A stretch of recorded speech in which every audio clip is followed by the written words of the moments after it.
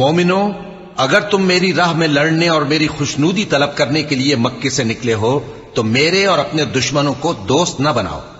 تم تو ان کو دوستی کے پیغام بھیجتے ہو اور وہ دین حق سے جو تمہارے پاس آیا ہے منکر ہیں، اور اس وجہ سے کہ تم اپنے پروردگار یعنی اللہ تعالیٰ پر ایمان لائے ہو، پیغمبر صلی اللہ علیہ وآلہ وسلم کو اور تم کو جلا وطن کرتے ہیں۔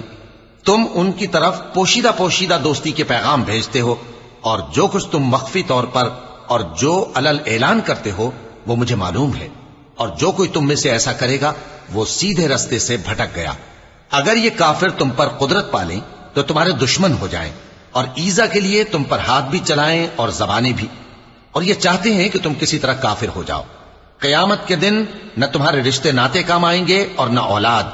اس روز وہی تم میں فیصلہ کرے گا، اور جو کچھ تم کرتے ہو اللہ اس کو دیکھتا ہے۔ مسلمانوں، تمہیں